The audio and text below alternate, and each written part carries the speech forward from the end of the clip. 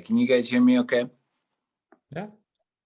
So, wait, I wanted to share something that happened this last week that I think is important for this group. I had a patient reach out to us who found us through the Free Market Medical Association, and he needed a knee surgery.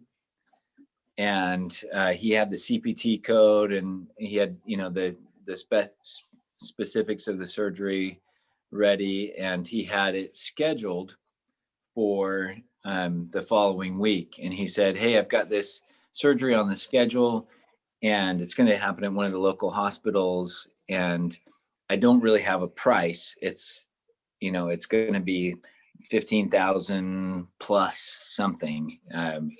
It's going to be." He did have a price from the surgeon, but not from the facility. And so, spoiler alert, this story doesn't have a happy ending, but what I did is try to make sure that we can get a surgery done for this person at a surgery center, and then get an anesthesia price and a surgery price and a facility price, and that way he at least has a transparent price, and he knows how much it's going to cost. And so I made a few phone calls to a couple different surgeons, and we. Oh, you're muted. Oh, okay. So we had a couple people who thought they were going to be able to help, but it didn't happen fast enough for this guy, and he ended up getting his surgery done. It cost him $15,000 that he knows of, plus he doesn't, he hasn't gotten the final bills yet. He won't know for a while exactly how much this surgery cost him. And so, we've had some other success stories that are kind of like this, except for they end with a transparent price and a surgery that gets done at a fraction of the cost. But I just wanted to share that again, share this opportunity that was missed, to illustrate that if we had a surgeon that would have been able to get a transparent price for a facility fee and a anesthesia fee, and then that surgeon could have charged 5 or 6 times what their regular rate was, and still saved the patient money. And so those are the types of things that I think is pretty low hanging fruit here. And so if we can get organized well enough to know who's available to do that type of work, and who already has the relationships with the surgery centers and knows they can get the pricing, then that is going to create a lot of opportunities. And I think we can tie that in with what Steve is going to talk about tonight. So Dr. Johnson, was it, did he not go in that direction because it was too slow of a process getting him that information, and he wanted it now and he wanted to get it done? Yeah, he wanted to get it done, and he wasn't sure that we were going to be able to provide, he wasn't paying me to figure this stuff out. And so I don't think he knew if it was going to happen or not. And so I think that was just it was just a missed opportunity. If I could have said, yeah, I know a guy and he's going to get you X price on the facility fee, then it for sure would have happened. Yeah, that makes sense. The reason why I asked that question is I just was seeing if it was a matter of price equaled quality in his mind. And so although it seemed like it was a little bit less of a cost, was he saying, well, it might be quality because I'm paying more, so I get a better value? I know we've had that discussion on these calls a few times. Right. And this guy was, exceptionally well informed and understanding that potentially he could find a greater value, even at a lower cost in this type with no transparency. But I just didn't. He just he wasn't willing to wait any longer to figure out if he was going to be able to get a situation. Right. Kendrick, do we have a directory at this point within the FMMA? Because of course I am always looking for resources to send people to for cash prices. Like Rebecca, the person she does marketing for, Chris Holly, she actually hurt her foot this past week, thought she broke it. And I'm not sure if she was in touch with you. I think she was trying to reach you. So we were like, okay, how are we going to do this? She has our program, and what's the best way to maximize this? Like she was going to be the poster child, of how we make this work well. And I think for me here in Arizona, I just don't have the resources yet to know where we can go and get things done, and who will negotiate good cash prices. Like there's that surgery, or there's a center down in it's the ER hospital down in Chandler. That's a cash basis, right? It's like Queen Creek and Dobson or something. Are you guys familiar with that? No. But that's just too far away. I actually got to Dr. Smith spoke at our convention 2 weeks ago, who started FMMA. He was our keynote speaker. And so he said Arrowhead Hospital is something they're working on right now to have the cash pay to have an arrangement. Although it's the prices he said weren't great, not as good as they have with like Oklahoma Surgery Center, but it's coming. They're making grounds here. So I asked, like, what do we have in Phoenix? So it looked like that was going to be forthcoming. At least they're working in that area. So I've made a couple of relationships with surgery centers because I do a fair amount of cash pricing and transparent pricing. So particularly as orthopedics. So they usually can work with me and I can get that cash price to them. I don't necessarily know what's considered competitive or not. I know what the insurance reimbursed price is and what what they're offering as cash pay. And we have the automatic anesthesia fee. So I've already worked on bundled packaging at the facilities that I work with. So please feel free to reach out because I've done a lot of that legwork for my own practice. Okay, and Leah, because I don't know everybody on here, are you an orthopedic surgeon? Yes. Okay, that's fantastic. Can you drop your contact information in the chat box? Certainly. Yeah, and Dr. Brown, I'll tell you the rest of the story and why you didn't hear about it sooner. But it wasn't because you were forgotten. So I'm really glad that we have this particular mix of people on the call tonight. We're very well represented in the major areas that we need to be reaching among the buyers and the sellers and coordinators of healthcare. So this is a great group, especially for Steve to share his message. And tonight we have Steve Watson, who many of you have already been following on LinkedIn. You know of his work.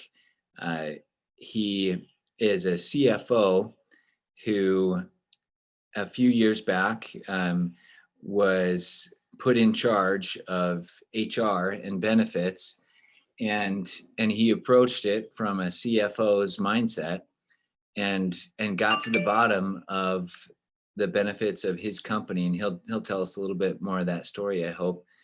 And love to share all of it now. Yeah, perfect. But he has become one of the greatest experts we have from the buyer's side of how to structure insurance for a company in a way that allows you the freedom to take control of your healthcare spend, and hopefully that will also lead to better purchasing of better healthcare, and we'll get to that at the end. But first, let's start with just welcoming Steve Watson and asking you, Steve, to just tell us a little bit more about yourself. Yeah, excited to be here. I think I got invited to this group about a year ago, and I keep wanting to come to this group and participate in it. I love what you're doing. I apologize, the hour is sometimes a little bit tough for me, but I'm glad I was able to set aside some time today. In the contact, I put my LinkedIn profile there. So if you want to check that out, get to know a little bit more about me there. Or if we're not connected, let's get connected on LinkedIn. So a little bit about my story. I am a CFO here in the Valley. I work at Child and Family Support Services. It's a social work company in the Ahwatukee area. I've been in Arizona about 12 years. I was hired as the CFO to come in and, be the CFO and do CFO stuff here. And about a year into my tenure, the HR director left, and the owners of the company looked at me and they said, CFO, finance, HR, that's about the same thing. I'll give it to you. And I don't know about you guys, but I don't know in what world you think HR and finance is the same thing. But I was like, okay, well, whatever, I'll take over it. But I'm somebody that if you're going to give me an area, I'm going to go all in. And so I started attending all the national HR conferences. I went and got certified in HR and really took a deep dive into HR. And what happened that next year is what sent me on this big journey, because I got a renewal, and our good friend, you guys probably know John Harvey. So John Harvey has been my broker for over 10 years. So he's here in the Valley. So I've seen his journey. I've seen stuff. And he showed up at my office and he said, Steve, I'm sorry, but, and this is before he's gone through his whole journey, but he's like, you had an employee that had a large procedure, had a large claim, and guess what? He just popped up. Hi, John Hart. He's coming on. Anyways, so John will remember the story as it comes on, but I was going to get this 30% rate increase. And so the CFO side of me was like, holy moly, like, how am I going to come up with hundreds of thousands of dollars to pay for this? Because I'm not getting extra revenue. I don't, where am I going to find the money? And now I'm wearing this HR hat that I have to stand up in front of all my employees, 500 families, and say, I'm sorry, but our healthcare prices just went up. We're going to mitigate a little bit of the cost. Nobody else wants to give us quotes. So we're going to have to water down the benefits, raise deductibles, raise copays, and all that kind of stuff that we do. And I'm sorry. And it just ticked me off. And John just got signed on here. He'll remember that story there. And I was just like, there has to be a better way. So again, as a CFO, I was like, I can find value in all areas of the business. I can find it in real estate, in negotiating, in raw materials, or whatever business I'm in. But this thing about health insurance, nobody ever taught me how to do this. I have all these letters after my name, but nobody, millions of dollars within my company. I was reading a study yesterday. I don't know if you know this, but Starbucks actually spends more on health insurance than they do on coffee beans.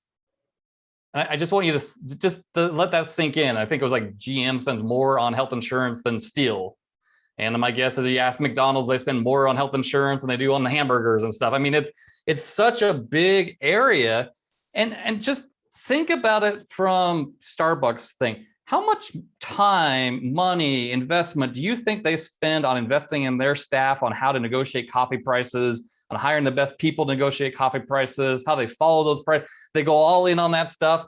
But yet in health insurance, I was that person. Nobody ever taught me, and I'm kind of embarrassed with my peer group. We just don't have a clue on what we're doing.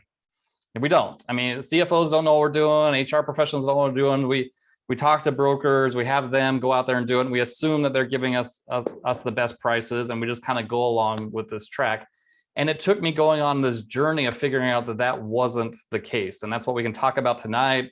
Talk about some of the things that I've learned, some of the perspectives of an employer here in Arizona, and what I'm doing. But I don't have a big presentation because, let's face it, a lot of us are tired of big Zoom meetings and just listening to kind of things. I want this to be helpful. And so I would just be curious, knowing my perspective, and I guess a couple other things just to get to know me. So I started interviewing everybody that I could. John was a key part of helping me go through this process. We were able to move my plan, saved $500,000 per year. Was a lot of different savings there, but I had all these conversations that I wish when I was talking to other CFOs that I could share those conversations with them. So I ended up starting a community called Trend Breakers. That is a group of employers working together to help each other learn these things. We don't sell insurance. We don't do anything. It's just an education place. And then I started a podcast. So I'll put that in the chat as well. So if you're not following the Trend Breakers podcast, highly recommend it. You can find it on Apple, Spotify, wherever. But I've had over 80 episodes. I had Keith Smith on here. I've had, various people. Tim Spooner was my first episode. John's been on there a couple of times. But a lot of good episodes if you just want to do a deep dive into benefits. And that's where, Kendrick's like, well, you're expert. I don't know if I'm the expert. I've started to learn a lot of things. I've talked with a lot of people. I've had my own life experience. And that's been a lot of fun learning this. And I love sharing that. But I'd be just curious from you guys, like, knowing who I am, what I've done and stuff, like, what do you guys want to know? Like, what is it that we can just take this and Kendrick, what do you want to talk about? Yeah, the next piece that I think would be helpful for everybody, and then they can start asking maybe more of their own questions, is to understand what it was that you found out about healthcare benefits that allowed you to decrease the healthcare spend. Good question. So the analogy that I use, and let's just set this up. So if I want to go buy a car, and if I show up at the Honda dealership and I start talking to that Honda salesperson about, show me your best options or show me the options out here, guess what kind of cars they're going to show me? Hondas, right? That's what they have in their lot. There's the Honda dealership and different things. And I find that's what's happening a lot with employers. That analogy is that we as employers are so used to fully insured plans, working with Blue Cross, working with Aetna, working with United Healthcare. We are working with brokers that just work with those carriers, that just sell those fully insured plans, that just do those kind of things. We think that we are getting all the options. We think that when we talk to that broker, they lay them down before us, that we're seeing all the cars that are out there, and we're not. So that was the big eye-opening thing for me, was that you can do this in a different way, that I have to step back and decide kind of which dealership that I want to go to first, what kind of options, and starting to look at the different type of options that you can fund plans. Too often on my side of the table, it's all between how much my employees pay and how much I pay, how much deductibles they get, how much co-pays they get. And we have to stop and say, look, how do we pay the carrier, the insurance carrier? How do we pay the doctor in a different way? That's a whole different type of discussion. And so I started reading Dave Chase's book. That was very helpful for me to see things a different way. Started talking with different employers, changed my funding arrangement from a fully insured plan to what I call a pay-as-you-go plan, or basically a partially self-funded plan with one of the carriers.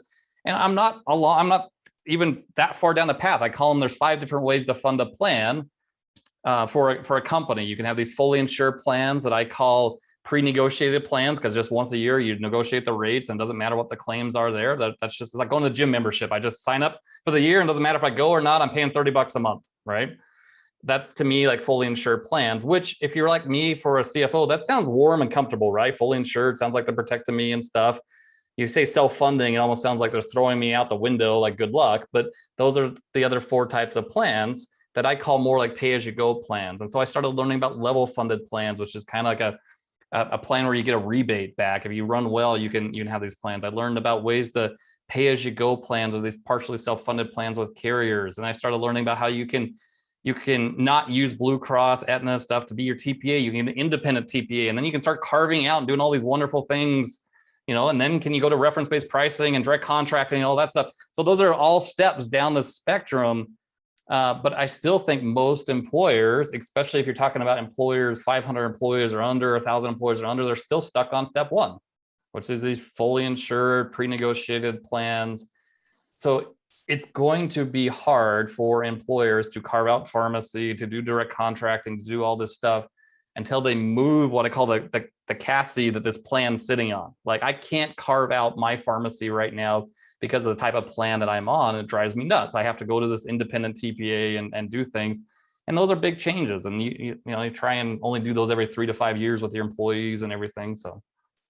So several people on this call know exactly what you're talking about when you talk about self-funded, fully insured plans. And then we have some people like me who are maybe a little less intelligent. No, and this is where I think most brokers lose it, because they think that CFOs understand this and they don't. And so just because you've heard those terms or haven't heard those terms, most people in my shoes, CFOs, HR professionals, they don't know how they work. I mean, I had to go on my own journey. That took years for me to understand this stuff. So help me understand from an employer standpoint. First, what is different about being self-funded or partially self-funded, and why might that be a good thing? Okay. So really good question. So the two terms that I would hear is fully insured and self-funding. And there's layers between all those ones, and they act very, very differently. So you could call a reference-based pricing plan, direct contracting, cash prices, a self-funding plan. Well, that's very different than having Blue Cross still manage things. So let's just start kind of basic and even. And I like the gym membership analogy. I think it works out really well in that most people negotiate one rate for the year. Let's just say it's $30 per month. And whether they go one time, 0 times, or 1,000 times to the gym, it's still $30 for that month, right? That's what you do. But let's say that you could, at the beginning of the year, sign up with a gym that said, okay, to have access to our gym, it's $2 a month, just admin, just to sign up for it. It's a flat fee, whether you go or not, it's $2 a month. And then every time you go, it's $6. So if you go one time, it's $6. You go 2 times, it's $12, and then it kind of goes up. But we'll put a cap. And you're not going to pay anything more than $30 a month, and so depending on, January, you wake up and you're all excited and you go 1,000 times, guess what? You pay $30. February, it's $30. March, you go on spring break, you leave and you don't go any, it's $2. And then April, it goes back up again. And so see how it fluctuates the price between $2, $6, 18 up to 30. So that's kind of the self-funding component, this pay-as-you-go component that's different for employers. And they get worried because they're like, look, you're going to bankrupt my company. What if they have all these claims, all this stuff? What they don't realize is that other than like Intel, Walmart, these huge companies, nobody is truly self-funded. Basically that they have no cap there. People buy what they call stop loss insurance. They buy this cap in there that caps it there, and then they just pay up until that cap. And so those plans, you can do those plans within Blue Cross, Aetna, United, stuff like that. And so for the employees, it looks, acts, and feels just like a normal plan. They have no clue that it's a self-funded plan that you're paying as you go, because they still pay everything the same. So those are some really good plans for somebody like me to kind of step into this world, because I stay at Blue Cross, I go to this pre-negotiate or this pay-as-you-go plan. It doesn't impact all my employees. The next step where I go to independent TPA, that's where it starts getting a little bit harder, because then they don't have that little card for Blue Cross. They're starting to use this other TPA's firm. They're starting to like carve out different things. But the financial standpoint stays the same in that I pay an admin fee for $2 a month. I pay the claims up until a point, and then it caps it off, and you do all these negotiations to do that. But does that help, that kind of analogy of the gym and the? Yeah, I think it does. So if I were to, and maybe this is just to see if I've got it right, but if I were to have a company with say 10 employees, and I were to decide that I wanted to pay for their health care no matter what the costs were and not get insurance. If I did that right now, since all my employees are not having any health problems, I might not pay hardly anything. I might go a year without having any healthcare costs, but then next year somebody might have $1 million problem, and then my company goes bankrupt because I can't afford to pay that much. Exactly. That's why people, when you hear that term self-funding, it was like, it just sounds scary, right? You're throwing out the window. You don't have insurance. You have this open checkbook you're writing for people. Mm-hmm. But then if I have 150 employees, then the ups and downs of the cost of paying for their healthcare are a lot more evened out by the group, right? Yes. And so I can kind of more comfortably predict how much it's going to cost. And now I don't need insurance against the strep throats and things like that, because they only cost $50, $100. I just need insurance against the things that are going to, things I $1 can't million claims. Yeah. Yeah, prepare for So financially. it's, and that insurance is called stop loss, and all these plans make or break off of the stop loss. And so if you're a really small company with 10 employees, sometimes it's hard to get that stop loss policy to pay a fee for it, because $1 million claim, that 10 employees, it's hard to get it. And so the bigger you get, the easier it is to negotiate that stop loss cap policy. And the bigger that you get, it gets to a point where you don't even need stop loss. And so that's when I'm talking about like a Walmart and Intel. It's like, you know, it's $1 million claim, whatever. They're already paying $20 million a month anyways for stuff. And so what's another $1 million claim there? And so now that we have stopped paying for insurance against the smallest claims, and we're paying those claims basically out of the company checkbook, right? Well, I mean, and a little bit of a difference is because that's some of the myth there is people get worried that they're actually having to write a check to Dr. Kendrick and a check to, you know, the Spooner physical therapy and stuff like that. It's like, I don't have all the people to manage all these checks and know the prices and stuff like that. And so you have a TPA that does that for you. You either have the insurance company manage those claims and you just get one bill from them for all of them, or you have this independent TPA that, you know, manages it for you. And a TPA is a third-party administrator. Third-party administrator that kind of, because I mean, no company wants to like manage, I mean, write all the checks, but then we don't really want to negotiate prices. Like, I don't know what the price should be out there. I don't want to go out there and do all this stuff. I don't have the staffing there. And so there's a benefit of having a plan, build a network for you, or a pricing or something. I mean, you were even talking about, I mean, when we first got on this call, like, does anybody have the cash prices in Phoenix for these kind of things? Well, I can call this person, I can call that person, I can do these things. Yeah, we can make it happen. But if you're a CFO or an HR professional, you don't want to hop on the phone and do all that stuff. You want to just pay somebody, okay, just give me a network that I can trust, or give me a reference-based pricing that I can just pay for, or a Blue Cross plan. And that's, you know, when people like these cards, what are they saying? It's like, well, they can at least know that there's a network out there, that I can trust that there's this network. I can trust that, you know, for better or worse, the pricing's already been negotiated, and I think that the pricing is good for me. And then the HR and finance people don't have to deal with that. And so that's a big component of self-funding, is trying to have this network and how that plays out. Well, Sure. and this is Jose Valdez. So if you think about it, I mean, what your insurance card is basically is just a discount club card, regardless of whether you're fully insured or partially self-insured. That's all it does, right? You walk into a place, you show them the card, and they say, "Oh, okay, you belong to these guys. This is how much discount you get off of the rack rate," right? That's really what that card becomes, or has become. No, I completely agree with it. I would just say, when you talk to an HR professional, they say the only reason that we even do this as a company is to recruit and retain employees. Like, I have benefits to recruit and retain employees. I don't want to like deal with this. And that card or that whatever helps me say that when I'm, you know, applicants applying, well, what's your insurance? I have this, and people trust that name. And so when they start talking, I can get all these better pricing, all this other stuff with this TPA, but then you lose some of that name recognition. That gets harder. And that's some of the challenges that people like me are up against. Of like, I see all this stuff, and I'm trying to talk to my HR department about how do we make this transition and not have as much noise for my current employees and future employees. And it's hard. It really is hard when, you know, 99% of all your applicants are used to one system, and you're doing something different, and you're trying to explain it to them as you're trying to hire them. So from what you have learned over this time period, what would you say are the largest costs and potential savings in healthcare from an employer's perspective?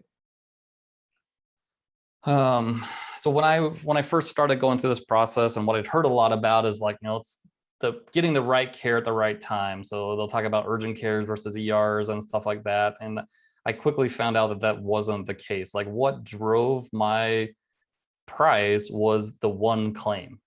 And so when I talk about that 30% rate increase that I got, it's because one employee had some big stomach stuff, ended up in Las Vegas at some, you know, ICU for a long time, and turned into $1 million claim. Or I've had an employee with a dependent that had had an orphan drug, and was a $1 million claim per year. And so how you manage those one claims or those big claims is a big deal on your overall costs. And you can manage them in different ways. You can manage them in, having your stop loss and at the right levels and not over insuring those prices, making sure those people get adequate care. This is where the DPC kind of steps in, getting them in the right place. And so they're getting the right care and not going into the wrong places.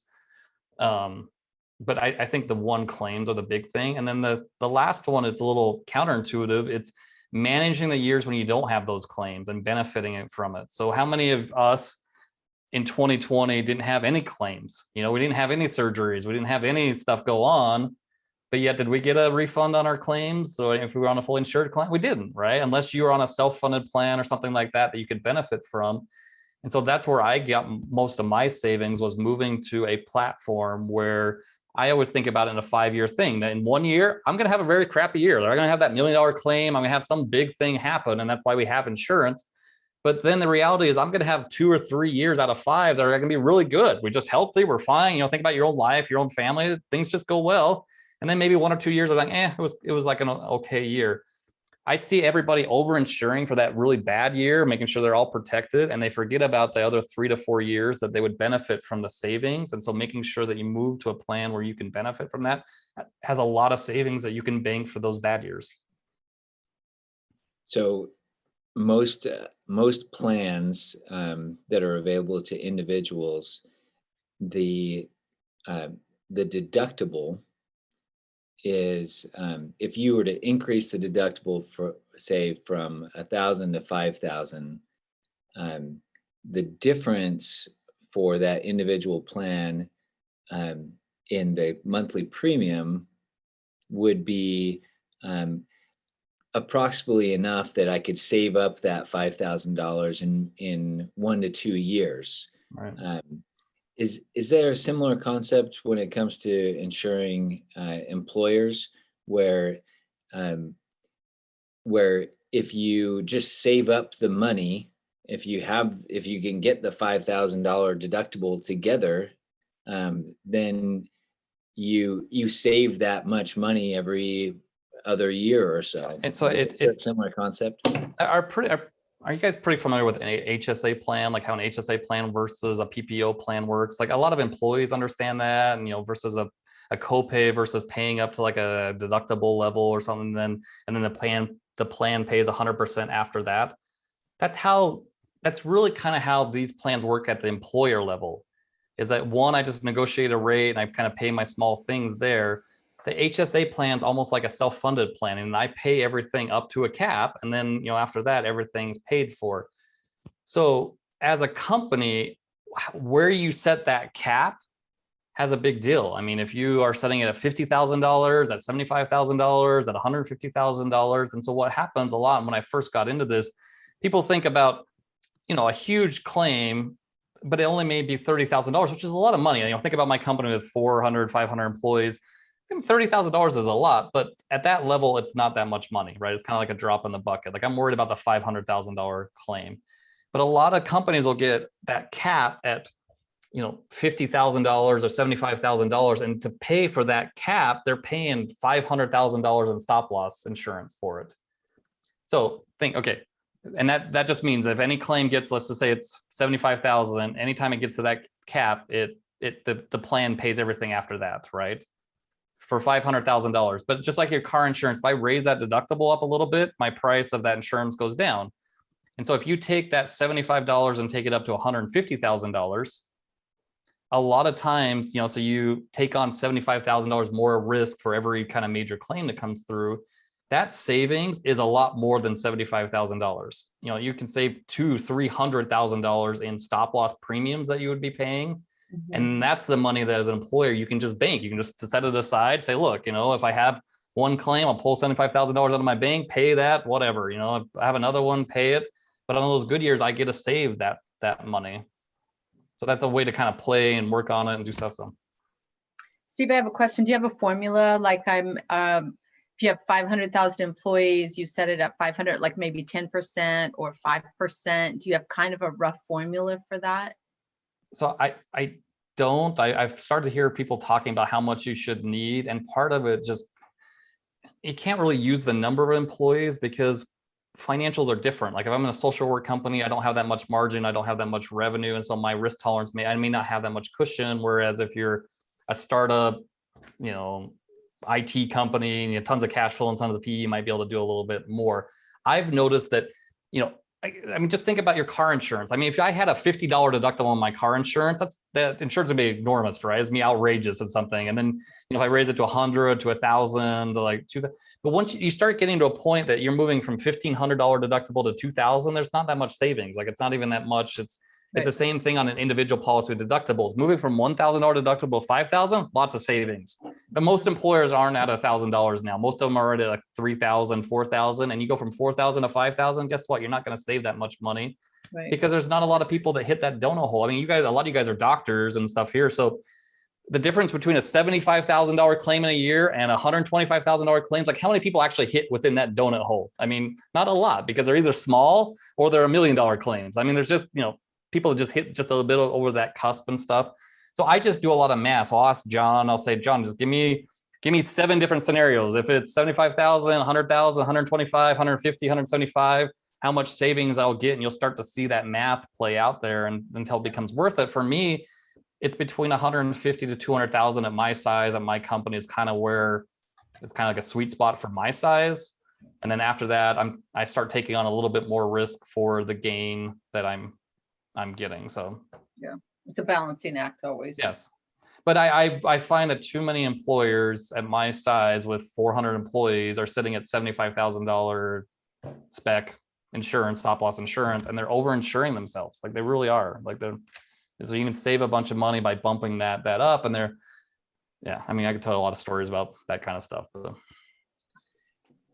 So Steve, this may not be a great question, but it's my question, and I think several of the other people on the call who are mostly concerned about health care have, in your experience, have you seen opportunities for diverting some of the waste, which is estimated to be somewhere around of all healthcare spending is estimated to be waste by the Institute of Medicine. Have you seen opportunities for diverting that into better care, or is that something that you've had experience with yet? I mean, we all want it. We all want to talk about it. We all want to kind of do it. Again, size of company matter, right? So if you're dealing with 50 and under employees, 100 and under, you're only dealing with one HR person that just doesn't really have time to kind of do it, and they don't specialize in it. At my size of 500 employees, it starts to matter, but I can't make a difference until I move the chassis that my plan is sitting on. And so as much as there are wellness plans out there and things like that out there, will it matter when that renewal comes around if I do a whole bunch of stuff and lower the costs and lower the claims and stuff like that? Will Blue Cross, Aetna, United actually lower my claims down if I have a good year? Or will they just say, well, that was just an anomaly, next year it's just going up because trend and blah, blah, blah, blah, blah, kind of stuff. And so the first thing that you got to get employers to move to a plan where they're invested in it, that it matters what those claims are. And under 500 employees, I mean, it's something like, only 30%, 25% of employers of this size are even on these self-funded plans. And the higher you get to 500, the closer it gets to, 50-50. But I'm still meeting, there's still a company here in Arizona, a big company with, 600 employees on the plan, over 1,000 employees working there, fully insured plan. And as much as they want to talk about wellness, as much as they want to talk about healthcare, the pricing for what that company pays and what the employee is going to pay is not going to matter until they fix how they're paying for their insurance. So it's like, you got to fix that first, I guess is kind of what I'm saying. If you want the financial impact to play out later. Now, there's a lot of HR professionals and CEOs and people that do wellness plans that are open to doing things. And I'm for those things, and they build culture and engagement and stuff like that. But to think that they're going to play out in how much my company pays for it, it just doesn't play out if I'm on a fully insured kind of plan. Yeah, and we've kind of thrown some token solutions at this problem with wellness plans that have been proven not to move the needle for somebody's bottom line. And, we check people's blood work once a year, and then we say, go see a doctor if something pops up on the blood work. Now, people in HR love those plans because people in HR really got into HR because they love it. They passion. They want to help people. They want to do things, and it feels good. Then they get into HR, and then they're like bombarded with like compliance stuff and paperwork and stuff like that. And so if you show up and say, look, we want to do this wellness plan, we want to help your employees, it just feels good, right? And so like, look, sign me up, like do these things. It's great, sign up and do stuff. But you got to call it, if it's a spade, it's a spade. It's a good plan. It creates engagement stuff. But if you're selling it that it's going to lower the cost of your insurance stuff, it's not true. Yeah. Until you change the type of plan that you're sitting on. So from where we sit, our current situation with most people in the types of plans that they're in, do you see an opportunity for us to move the conversation to providing a more meaningful benefit with higher value? So when we see all of this money going into healthcare and most people being unsatisfied with the care that they're getting out of it, is there an opportunity here for us to say, what if we don't even save money, but we break even and we provide higher value? Is there anybody in the market for that? Is that something that anybody cares about? I think everybody would care about it. Like everybody wants better benefits, wants better care and doing things. I think where it gets stuck is then how do you do it? And then how does it work for the key decision makers that you're talking to? And so you got to get into the HR and CFO brains and their priorities and what they're trying to do, or the CEOs, and then operationalize it and say, okay, well, I have benefits. Yes, we want the best for our employees. Yeah, it's our own plans that we're sitting on ourselves as employees, but it's really to recruit and retain employees. That's why we have benefits at our company. It's why it's paid through the company to doing it. And that's kind of like the major thing. And so I want to get that. So if I can get better benefits, am I going to be able to hire more people? Or are my employees going to stay around longer? Trying to tie that into it. And then how do I operationalize it? And that's where I think it all hits a wall, right? Of, do I have this card? Do I not have this card? Is there a lot of people to do this? I'm not trying to like Debbie Downer kind of stuff. I mean, I'm trying to be out there doing this. That's why I have trend breakers and trying to spread the news. And that's the wall that we're all kind of breaking through. I'm super excited about some of the transparency things that are coming out with like the pricing. So just that, I got this guy in Pennsylvania that he's going through every single hospital in the whole country and pulling their garbled up kind of pricing stuff and converting it into a format that everybody can use. And he is so ticked off at hospitals. Like he's like, screw you hospitals. He's posting their names, he's posting their prices, and the data that he's pulling out. I mean, you can see procedure code, Banner Hospital, Aetna pays this, Blue Cross, United, Medicare, like everything, all down the list for every single hospital. I think those kind of things are going to start playing out in the market where people are going to say, like, why am I paying this much? Or hospitals like, why am I seeing this difference? And then I think, is it next year that the carriers are supposed to give out all their pricing for doctors' offices and surgery centers and everything.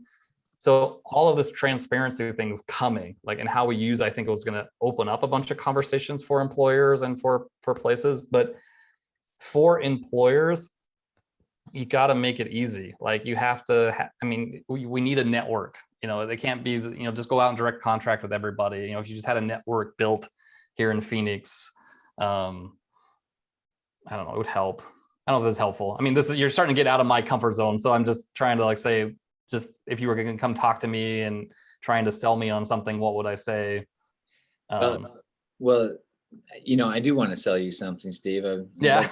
No, I just know my battle. I mean, John knows this stuff here. I'm just trying to get from a Blue Cross partially self-funded plan to an independent TPA. And that is a fight. And that's like, I had that fight won last year. I had everybody convinced, and everybody's like, you know what, it's 2020. Like, do we really want to be changing this plan this year? Like, there's too much change. And Are we really going to save that much money or do stuff?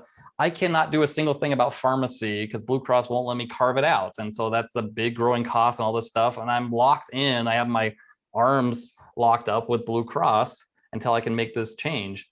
But me, I can only do that only, once every 3 to 5 years on changing carriers, because it's such a big change, impacts all my employees. And none of us sitting in my seat want to make that change and then get the phone call from the CEO's wife that's standing at the pharmacy and can't get their stuff. And then the CEO calls me and says, is that because we made that change and my wife can't get the prescription? I've had that call and it sucks. And you're like, this really is a good plan, but I'm sorry that your wife can't get that prescription now. And it's their fault and they didn't do their due diligence and stuff. And so the operational stuff scares a lot of people in my seat of making these big changes that impact not only me, but every single employee, every single spouse, every single dependent within my company. So let's talk about some of the people who've made that jump then, and then figure out if there's a way to cross that chasm. So, the fun example is the Rosen Hotel in Florida. Well, I think you guys got some great ones on this. I mean, John and Tim, I think Tim's made that jump there just with his employees that he's done. John's worked out with a bunch of other employees and made that jump. I want to make sure that people understand that, to me, there's 5 layers, and you don't have to jump from layer 1 to layer 5, and you don't have to do it just in 1 year. You can just step. And so I've stepped from 1 to 3. I'm trying to work on 4 and then try to 4 to 5 to try and get an employer to go from a fully insured United Healthcare plan to a reference-based pricing plan. Help them. I would never recommend that personally. I mean, sometimes they have to do it. Sometimes they're willing to do it and go out and, they have the right executive team there. But I think the right step for me is just go step by step over a 7 year period to get there. And yeah, I can help you up to like step 3. I've interviewed a bunch of people in step 4 and step 5, but that's not where I am the huge expert in those areas. And so what, I guess you've already maybe I answered this question. Are the major barriers to moving from step to step just the potential for losing? I mean, tell me from a CFO's position, what are the risks? CFO's barriers would be not understanding how the stop loss insurance works and thinking that I'm going to bankrupt my company. And then the variability, I mean, as CFOs, we like to do forecasts and we like to get as close as we can to those forecasts, and the variability within those claims is a little scary, right? You're like, I don't know what's going to happen there. And so it took me a little while to do that math to see that, if I get this number of employees, it really doesn't vary that much. And having a CFO talk to another CFO on how to do the accounting for it and how to do the budget for it and do stuff like that helps get over that barrier. HR has a really hard time doing this because they're so trying to recruit, retain employees and do the administrative, kind of get the plan greased and moving, but they don't understand we don't hire them to be risk managers and to start talking about funding things in a different way. It gets out of their wheelhouse and then they cover their ears and their eyes and like, I'm out. I don't want to talk about this because like, am I going to have to pay every single doctor? Am I going to have to complain, do this stuff? So they're a big wall on making these changes and trying to help them understand how these plans work. I think within, again, for me, the 5 steps, so the fully insured normal plans versus, where I'm on, where it's still a Blue Cross plan that's kind of self-funding, they shouldn't be that hard to move people because it doesn't impact employees. I can still have the same Blue Cross plan. I can still have these self-funding components. When you jump from a Blue Cross plan to independent TPA or Blue Cross plan to these reference-based pricing plans, they're very different.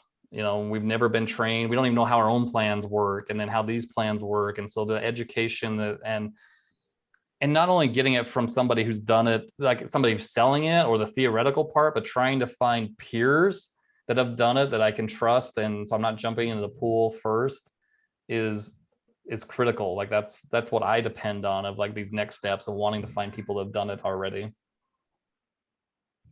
Because I mean, this is the reality is, and this is, you probably heard this before, is nobody in my position gets fired because we have a Blue Cross plan or United Healthcare plan. We can blame it on them. But if I move to independent TPA and it backfires on me, I'm the one that's going to be paying that with my job, right? Because I screwed this up. I took everybody there and everything. And how did you get past that for your company when you made that step? Why were you able to make that step when it's difficult? So the step 1 to step 3, because it was all on the back end. So it was me just how I paid for it and the mathematical stuff. But you still had that same potential, right? For it to, you if you stayed where you were, you would have been fine. You wouldn't have lost your job. But you took a risk. I did the math, and what ended up happening is that, again, those caps. And so I was getting ready to pay, I don't know, $2 million. And sometimes when you do these quotes, that cap can, the most I would ever pay could be like $3 million. I'm like, do I really want to take that much more risk? It happened, and John's a really good expert at trying to figure this stuff out. I got that self-funded quote aggregate insurance stuff was basically the same price as my fully insured. So I had no risk. I mean, basically I would keep all the gains under one. I wouldn't keep any gains under the other one. And I did all the math, and I'm figuring I'm still nervous doing it. And I still had to trust other people and stuff, but you do the math, you do the quotes, and then you play it out. And I've done it for 7 years, and I see the math, and I'm like, wow, this actually works out really well. And I've had years where I've had $1 million claims, and guess what? That stop loss insurance works beautifully, and it does exactly what it's supposed to do, and it actually does it better than I thought it would do.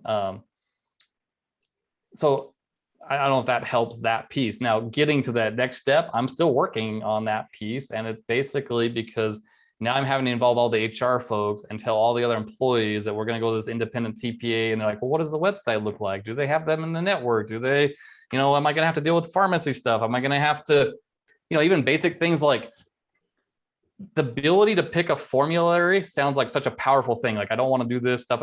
It scares owners and HR people because, look, that's HIPAA stuff. I don't want to touch that. What if I don't have this thing and then they sue me because I didn't cover that drug I was supposed to be? Like, why do I even want to know what people are doing? Like, can't I just, get the healthcare and then they can just deal with it? I don't want to get into all their HIPAA related stuff. And so getting through each one of those things has been a process.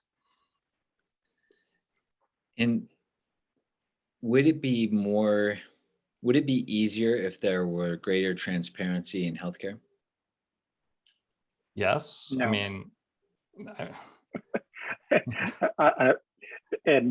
so this Jose, so I was in the transparency space for a while with Castlight.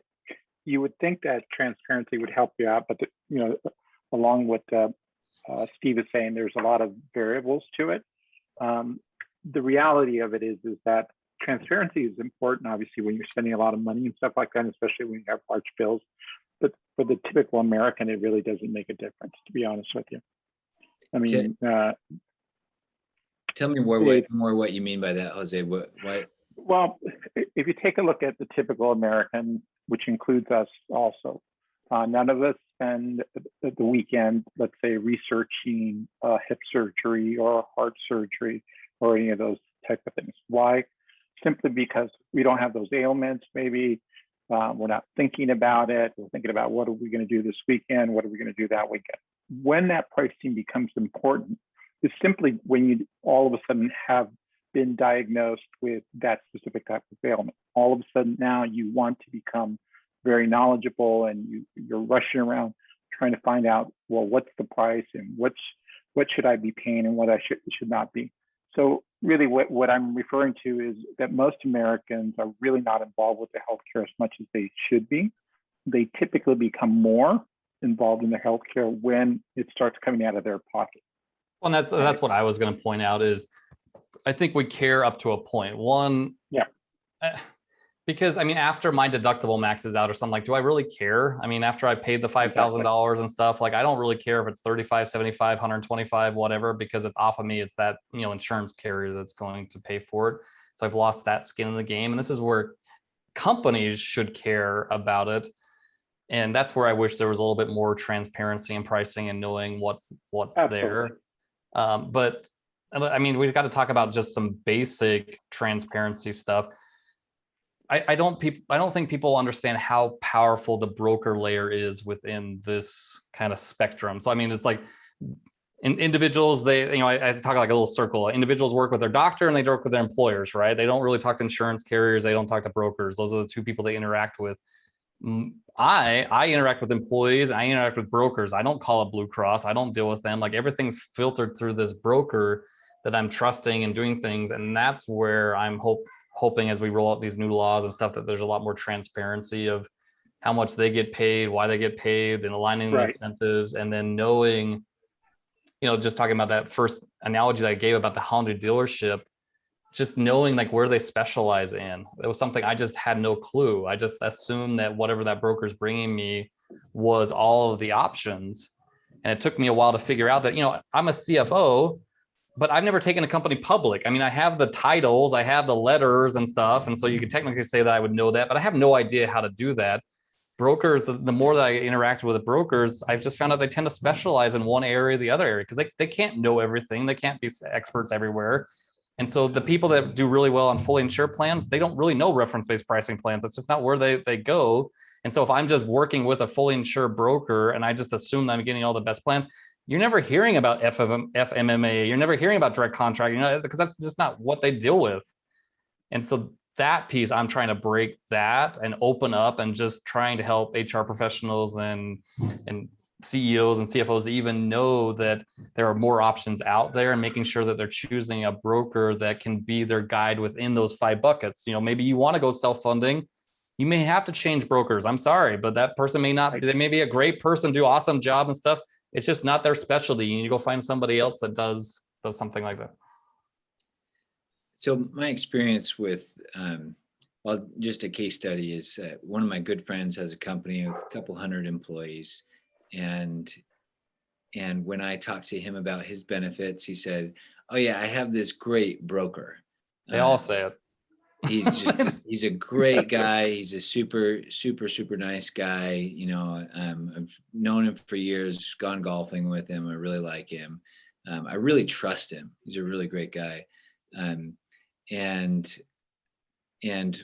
I arranged to meet with this guy. He pulled up in his Tesla and parked next to my Hyundai, and we talked about. So my first question to him was, "So hey, I heard good things about you. Tell me a little bit about what sets you apart." And he said, "Well, we're really forward thinking, and we're into some really innovative stuff." And I said, "Okay, tell me what's innovative. What's the new thing?" And he said, "Well, we're doing some level funded plans, and this data analytics software, and there's this like HR services we can add in, and this app that you can look it through stuff." And yeah, exactly. Those were the things. And so then I talked to my friend. I said, did he ever talk to you about level funded plans? And he said, "No, I've never heard about that." And so what are the incentives here for the broker? What are some of the things that would push a broker, for example, toward a fully insured product versus a partially self-funded product? Okay, so that we could spend a whole 2 hours talking about. So I just want to kind of, you want to go? Yeah, I can speak to that as a broker. So I was doing level funded before it was cool, like back in 2013, 14, something like that. So I've gone for that path less traveled. And I would say the resistance is, it's a learning curve. Like the path that I've been on, this has been hard, going for something that actually really makes a difference to people. It's a big learning curve. It's constant education, rather than like, if you're doing the same thing all the time, you're just on a flow and it like the back of your hand, and you can just go, and it's easy, and you know where everything is, and you're used to doing it, and you get a rhythm, and it's fast. The work that I've done has all been high learning curves. I'm on multiple webinars every single week, like every Friday, every Monday. I've got about 8 hours of my week right now in webinars and training, and, to stay up to date and that type of thing.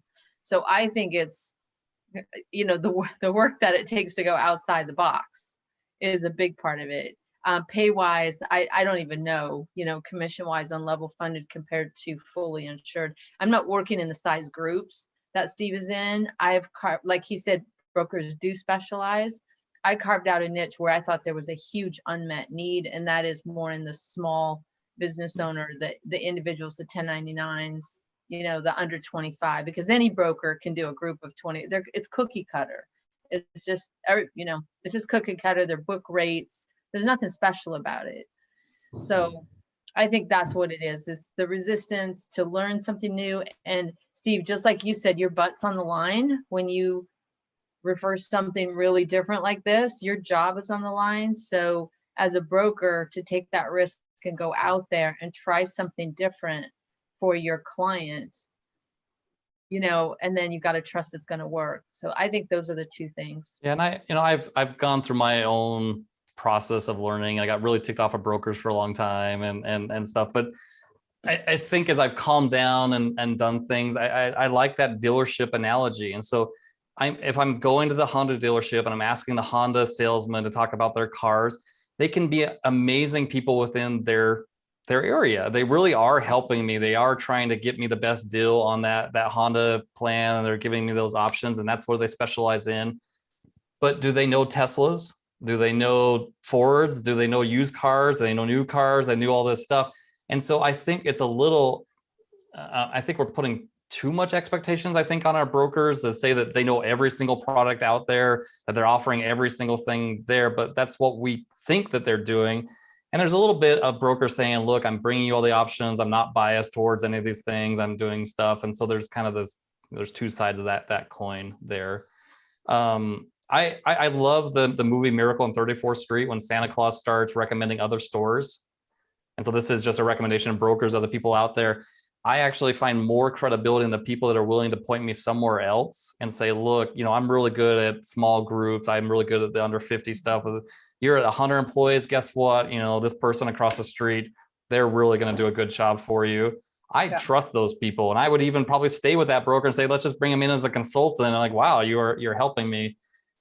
Brokers, I mean, this is how they make their money too. I mean, they want clients, they need money there. So I don't know if that's helpful or not, but it's a problem. It's a barrier that employers have because they're putting all their eggs into that broker, giving them all the options, and they're not. They're just showing up the Honda dealership and expecting they're seeing all the cars, and they're not. And the employer doesn't know what they don't know. Like they don't know what they don't know, and that broker doesn't want to say go drive across the street because they want to get paid too. I mean, this is what they're trying to do. And yeah, I mean, you don't know that if you don't know these things exist out there. Because like with the work I do, people say, well, why isn't everybody doing this? Why don't we know about this? I'm like, the word hasn't gotten out yet. I will say, like, self-funded plans and independent TPAs, I mean, they're complicated and they're analytical. Like, you got to have some math chops to be able to do these kind of things. And this is where it kind of gets more into the financial standpoint. Some brokers are just sales, and they're really good at relationships. They're really good at sales. A lot of times they're dealing with HR people. And so for them to figure out this math, and that was something that I came to grips with, of like, I could start running circles around some brokers just because of my financial background of like, let's get the spreadsheet, let's math it out, let's do the stop loss, let's figure out where that special thing is. And they're like, I don't know, that's a little bit too much for me. And yeah, it's typically different skill sets because a lot of brokers you're going to be, you know, more of that outgoing salesy personality for the most part. I see that a lot. So it's lots of different personalities across the board, but that's going to be, you know, the people attracted to that vivacious personality and everything. But it takes, you know, someone more analytical, I think, to venture. That's why I said I was doing level funded back before it was popular. It's a very strong barrier for employers. So again, Kendra, kind of going back to your questions about innovative things and different things. If somebody shows up at my office and says, oh, wow, let's do this direct contract, or let's do this kind of thing or whatever, guess who I'm going to call first? I'm going to pick up the phone. I'm going to call John. Like, he's the guy that I work with. He's the person I trust. He's my broker and stuff like that. And so if you have somebody that you trust and they can do a good job, great. If you have somebody that just wants to sell you Hondas, like, well, I don't know about that. That might be a little too risky, or they're a little threatened with their book of business. That idea is going to have a hard time going somewhere. So, and what I'm hearing is that from your perspective, there is part of the issue is that we don't really put effort into shopping healthcare. We we talk. We think we do, and we're not. We think that we're going through the renewal process, and we think that's shopping it, and we think that we're getting all the options. And it's a big thing that's my mission. That's what I'm trying to break. That's why I do all these podcasts and everything and go to speak at stuff, because we got to break that bubble first. And I love the movie The Matrix. You guys remember that movie from, it seems like yesterday. It was probably like 30 years ago when that thing came out or something. But the moment where Morpheus gives him the red pill and he says there's no going back, like once you see this matrix and stuff, you can't unsee it. I love that moment. And that's what every HR professional and every CFO has to take it. And once they start seeing it, then you're like me. And then I'm not the expert. I just partner up with you like Morpheus. He wasn't the hero of the story. He just locked arms with Neo and went on to battle stuff. I've seen the Matrix. I've seen stuff. So I'm trying to get other people to see it. And then when they start joining these things and start seeing options and stuff like that, but until they see it, it's not going to happen. Like, so, and we've talked a lot about the way that healthcare is funded, and really actually what we've talked more about is how do we insure ourselves against risk, and I'm sure that's a very important part of this conversation, but I also feel like when I'm looking at the healthcare system, $3.5 trillion, and most of it being, well, at least a third of it being wasted on unnecessary procedures. No, it sucks. The system sucks. It's just like a bad system that and so as I'm trying to defend CFOs and say this stuff, it's terrible. I don't like it. I don't know how we do it and stuff, but it's. So it makes me wonder, how do we get the conversation to talking about actually doing good care? And, like I said from the beginning, I can get in on these conversations and we help build this group because I feel like if we are going to get to good care, we have to address the system. But really all I care about is whether or not you and your family are healthy. I want to make sure that you don't have diabetes and that you don't have a heart attack too soon. And so, of course it's important for companies to stay in the black and all that stuff is a prerequisite for us to make this work. But can we shift it to a conversation about doing better care and providing more value? Somebody like Dr. Brown, who's been on this call, is looking to be rewarded for doing better work. And she's in a system where she gets paid the same as the worst surgeons for a job that she does. And she, as far as I understand from what we've talked about, is she deserves to be rewarded to do good work. And what are the insurance companies going to keep all the money, right? It's like right. So do you have thoughts about shifting the whole narrative to providing better care? I love the conversation. I think the barriers, should employers be doing this and when should employers be doing this? If you're talking individually, I was actually my auditor, the audit's my firm I've been good friends with for 10 plus years. Well, I guess sounds kind of ironic, right? I'm friends with my auditor, but he is a really good guy. We got into these big healthcare discussions, and his company buys insurance. They have some generic United Healthcare or Blue Cross. They're about a 50 employee company. He was so sick of the prices that kept going up and the deductibles going up and what he had to pay for himself that he opted out of his own company's insurance because he felt he could find a better plan for himself individually by building his own things. And so this is where you start talking about the components of healthcare. Like you need a direct primary care doctor, you need a pharmacy plan, you need some type of insurance there. And so he built his own plan. And so he he has Sedera, so he pulled in Sedera or one of those plans there. He pulled into these things and he opted out, and he was saving more money for himself.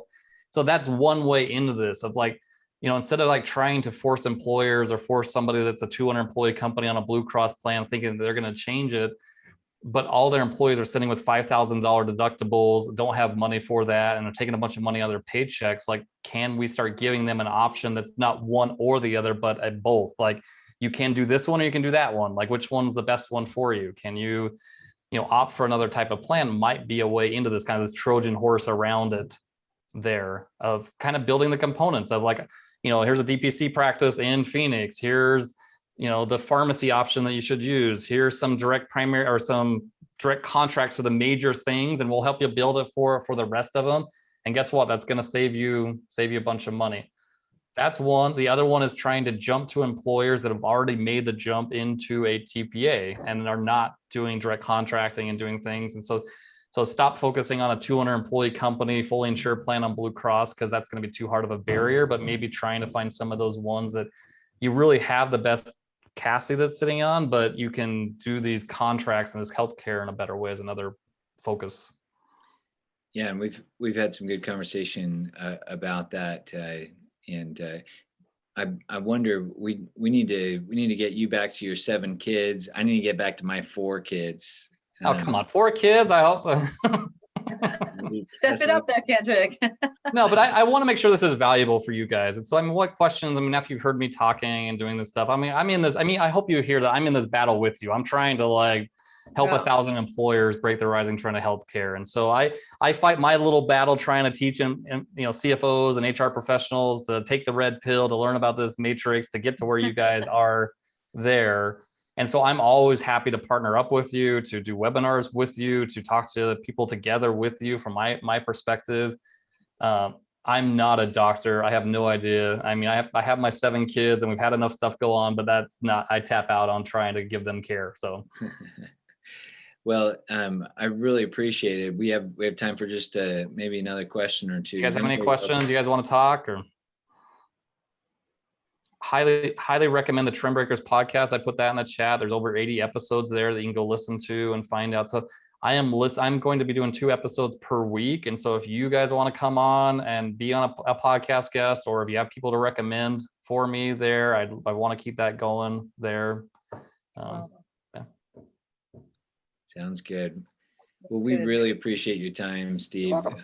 And we are excited to keep building this community. Just a couple of takeaways from tonight. If you have friends that are either buyers or sellers or coordinators of healthcare, will you please get them in touch with me or Tim Spooner, and we'll give them an introduction to the work that we're trying to do here. And of course, you can invite them to our next meeting as well. And then please, for those of you who are